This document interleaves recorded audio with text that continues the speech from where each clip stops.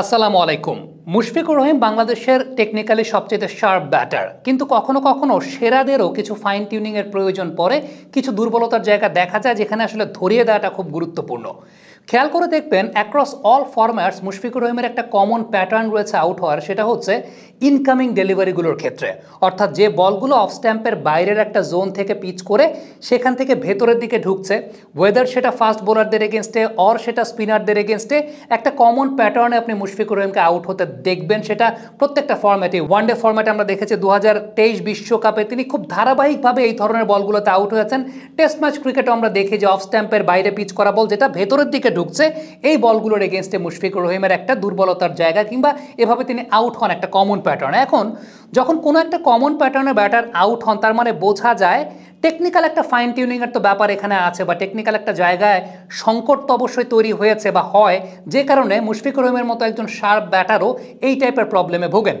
একটা কমন ব্যাপার খেয়াল করে দেখবেন, সেটা হচ্ছে মুশফিকের টোর অবস্থানটা, অর্থাৎ তার টোটা খেয়াল করে দেখেন।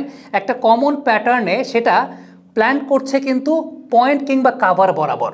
নর্মালি পয়েন্ট কিংবা কাভার বরাবর আপনার টো তখনই প্ল্যান করতে পারে যখন আপনি অফ স্ট্যাম্পের বাইরের বল খেলছেন, অফ স্ট্যাম্পের বাইরের বলকে কাভার ড্রাইভ করছেন। কিন্তু যখন ইনকামিং ডেলিভারি আসছে সেই সময়টা যদি আপনার টো পজিশনটা পয়েন্ট বা কাভারের দিকে ইন্ডিকেট করা থাকে, সেক্ষেত্রে কিন্তু আপনার আইলাইন ফল করার একটা সম্ভাবনা তৈরি হয়, এক্স্যাক্টলি যেটা মুশফিকুর রহিমের ক্ষেত্রে হয়।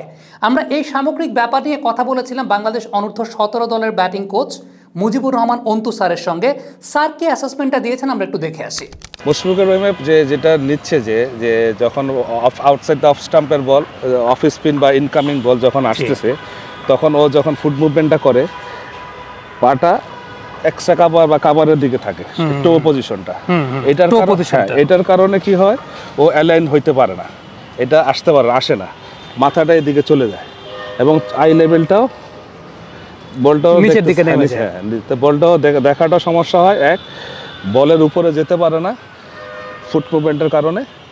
তো এটাতে হলে মুভমেন্টটা ঠিক করলে পরবর্তীটাও ইজি হয়ে যায়, যে অ্যালাইনমেন্ট হলো সব কিছু চোখের বলটা একদম উপর থেকে দেখা যাবে। স্যারের কথা থেকে একটা বিষয় আমরা স্পষ্টভাবে বুঝলাম, স্যার যেহেতু প্রায় 30 বছর ধরে বাংলাদেশের এজ লেভেল ক্রিকেটের সঙ্গে যুক্ত আছেন, তার অবজারভেশনটা আরও বেশি মাত্রায় শার্প। মুশফিকুর রহিমের ক্ষেত্রে যে বিষয়টা লক্ষ্য করা যাচ্ছে, তিনি একদম একটা কমন প্যাটার্নে বল অফ স্ট্যাম্পের বাইরে পিচ করেছে, তিনি বলের ডিরেকশনটা না দেখেই তিনি তার টোটাকে প্ল্যান করছেন পয়েন্ট কিংবা কাভার বরাবর। সো এক্ষেত্রে যে বিষয়টা ঘটছে, আলটিমেটলি তার আইলাইনটা ফল করছে এবং ওই জায়গায় কখনো কখনো ব্যাট এবং প্যাডের মাঝখানে ফাঁক গলিয়ে বল ঢুকে যাচ্ছে স্টাম্পে, আবার কখনো কখনো তিনি এলবিডব্লিউর শিকার হচ্ছেন, কখনো কখনো কট বাহাইন্ডের শিকার হচ্ছেন। সো এইটা একটা কমন প্রবলেমের জায়গা মুশফিকুর রহিমের ক্ষেত্রে হয়েছে। স্যার যে বিষয়টা বলেছেন সেটা হচ্ছে, যদি মুশফিকুর রহিমের পাটা মিড অফ বরাবর প্লেস করা থাকতো অথবা স্ট্রেটিশ পজিশনে থাকতো, কারণ বলটা ভেতরের দিকে ঢুকছে। হ্যাঁ, একটা বিষয় উল্লেখযোগ্য, সেটা হচ্ছে যখন আপনি অফ স্ট্যাম্পের বাইরের বল খেলছেন তখন আপনার পাটা কাভার বরাবর প্লেস করা থাকতেই পারে কিংবা পয়েন্ট বরাবর প্লেস করা থাকতে পারে। বাট যে সময়টায় বল ইনকামিং ভেতরের দিকে আসছে, ওই সময়টা স্যার সাজেস্ট করেছেন যেটা যদি পাটা মিড অফ বরাবর থাকে কিংবা একটু স্ট্রেটিশ পজিশনে থাকে, দেন সেটা ব্যাটারের জন্য তার অ্যালাইনমেন্ট ঠিক রাখতে সবচাইতে উপযোগী। এক্ষেত্রে আমরা খুব সিম্পলভাবে বিরাট কোহলিকে যদি একটু এক্সাম্পল হিসেবে সেট করি, তাহলে খেয়াল করে দেখেন, আমরা বিরাট কোহলির কয়েকটা শট যদি ইভালুয়েট করি, যে বলগুলো ইনকামিং আসছে, just look at the toe position of Virat Kohli. Toe পজিশনটা কেমন রেখেছেন? টো পজিশনটা কি মুশফিকুর রহিমের মতো কাভার বরাবর? একটু কম্পেয়ার করে আমরা দেখি, টো পজিশনটা কি কাভার বরাবর? না, টো পজিশনটা কাভার বরাবর না, টো পজিশনটা মিড অফ বরাবর কিংবা লং অফ বরাবর কিংবা স্ট্রেটিশ পজিশনে থাকছে। একটা না, আমরা 3টা বলের এক্সাম্পল দিয়ে যদি আপনাদেরকে দেখাই যে বলগুলো ইনকামিং, খেয়াল করে দেখবেন ইনকামিং বলগুলোর এগেনস্টে টো পজিশনটা ভেরি মাচ ইম্পর্টেন্ট, যেটা বিরাট কোহলির ক্ষেত্রে একটা জাস্ট এক্সাম্পল দিয়ে আমরা দেখালাম। কারণ সেরাদের কাছ থেকেই তো আপনি কম্প্যারিজনটা আনবেন, যে বেস্ট এই কাজটা করে তার ক্ষেত্রেই তো আপনি কম্প্যারিজনে এক্সাম্পলটা ব্যবহার করবেন, কারণ সেখান থেকেই কিন্তু কম্প্যারিজনটা আসে বা সেখান থেকে আপনার শিক্ষার জায়গাটা আসে। ইভেন আপনি যদি ইউটিউবে সচিন টেন্ডুলকারের ব্যাটিং একটু ফলো করে দেখেন, টেন্ডুলকার যে স্ট্রেট ড্রাইভগুলো করতেন, বিশেষ করে 2011 বিশ্বকাপের তার একটা স্ট্রেট ড্রাইভ একদম ESPN স্টার থেকে শুরু করে ব্রডকাস্টিং চ্যানেলগুলো অনেক বেশি মাত্রা ব্যবহার করে। খেয়াল করে দেখবেন টেন্ডুলকারের টো পজিশনটা আসলে কোন জায়গায়, টো পজিশনটা বলের ডিরেকশনের দিকে এবং একটু স্ট্রেটেজ ঘেঁষা না, সেটা কাভার বা পয়েন্ট ঘেঁষা। কারণ কাভার পয়েন্ট ঘেঁষা টো পজিশন আপনি তখনই রাখতে পারেন যখন আপনি অফ স্ট্যাম্পের বাইরের বল ফেস করবেন। সো এই জায়গাটা আমার কাছে মনে হয়েছে, আমি অবজারভেশনটা যখন অন্তু স্যারের সঙ্গে শেয়ার করলাম, স্যারও তখন এই জায়গাটা বললেন যে টেকনিক্যাল পয়েন্ট অফ ভিউ থেকে সত্যিকারের অর্থে যখন আপনি ওই ধরনের ইনকামিং ডেলিভারি খেলছেন তখন আপনার টো পজিশনটা স্ট্রেটিশ থাকাটা খুব গুরুত্বপূর্ণ।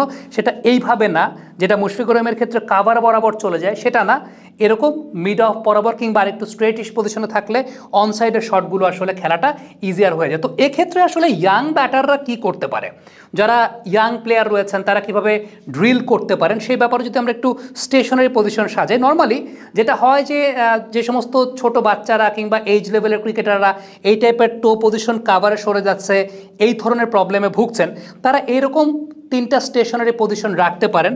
এটা জাস্ট আপনি শ্যাডো প্র্যাকটিস করতে পারেন। আপনি আপনার ব্যাটিং পজিশনে যাবেন, আপনি আপনার ব্যাটিং পজিশনে গিয়ে আপনার ট্রিগার মুভমেন্টে গিয়ে আপনি এই জায়গাটাই প্র্যাকটিস করবেন যে আপনার টো পজিশনটা অলওয়েজ থাকবে এই বরাবর, অর্থাৎ মিড অফ বরাবর, সেটা এই কাভার বরাবর যাবেন। আপনি ইমাজিনারি কল্পনা করতে পারেন আপনার কাছে ইনকামিং ডেলিভারি আসছে, আপনি সেই বলগুলোকে এইভাবে ফেস করবেন। এতে যে বিষয়টা ঘটবে সেটা হচ্ছে আপনার অ্যালাইনমেন্টটা সবসময় ঠিক থাকবে, আপনার অ্যালাইনমেন্টটা ঠিক থাকবে, সেটা এই কাভার পজিশনে না। এটার জন্য আপনি আরও কিছু ড্রিল করতে পারেন। সেই ড্রিলগুলো এরকম হতে পারে যে আপনি আপনার ব্যাটিং পজিশনে আছেন, ওই পাশ থেকে আপনাকে কেউ একজন বল ছুঁড়ে দেবে, আপনি সেই বলটাকে রিসিভ করবেন এবং সবসময় আপনি খেয়াল রাখবেন আপনার সামনের পাটা যাতে মিড অফ পজিশনে থাকে। যেহেতু এখানে আমরা একটা মার্কিং জোন রেখেছি, এই মার্কিং জোনের মধ্যে দিয়ে আমরা করব কাজটা। একটু খেয়াল করে দেখি, আমি আছি ব্যাটিং পজিশনে, আসুক বল আসো, জাস্ট এই জায়গাটা দেখেন আমার কিন্তু একটু কাভারের দিকে ঘুরে গেছে, সেটাকে আমার চেষ্টা করতে হবে আমি এটাকে মিড অফ বরাবর রাখা বা একটু স্ট্রেটিশ পজিশনে রাখা। আবার যাই, এই যে খেয়াল করে দেখেন, এই যে আমি কাজটা করেছি, আমার কিন্তু পাটা এখন মিড অফ বরাবর রয়েছে। সো এই প্র্যাকটিসটা আরও কয়েকটা করি। এই যে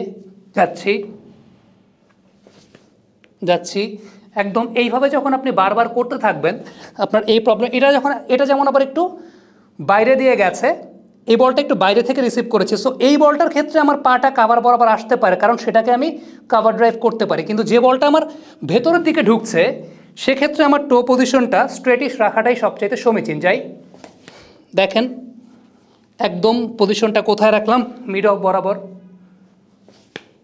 সো এই জায়গাগুলো যারা ক্রিকেটার আছেন আমার কাছে মনে হয় যে এই স্টেশনারি পজিশনের প্র্যাকটিসগুলো খুব ইম্পর্ট্যান্ট। যখনই আপনারা এই ধরনের সমস্যায় পড়বেন তখন এই সমস্যাগুলোর সমাধানটা, প্রথমে আইডেন্টিফিকেশনটা খুব গুরুত্বপূর্ণ যে প্রবলেমটা কোথায় হচ্ছে, আফটার দ্যাট সেই সমস্যার সমাধানগুলো খুব গুরুত্বপূর্ণ যে আপনি কীভাবে এই সমস্যাগুলো সলিউশন করতে পারেন। দর্শক, কমেন্ট বক্সে আপনাদের কাছ থেকে মন্তব্য মতামত প্রত্যাশা করছি এবং অনফিল্ডের তরফ থেকে আমরা চেষ্টা করি ইয়াং ক্রিকেটার যারা আছেন তাদেরকে বিভিন্নভাবে সহযোগিতা করার জন্য, এবং সেই জায়গা থেকে যে কোনো কোয়েশ্চেন আমরা সবসময় অ্যাপ্রিসিয়েট করি, অবশ্যই উত্তর দেওয়ার চেষ্টা করব। Thank you very much.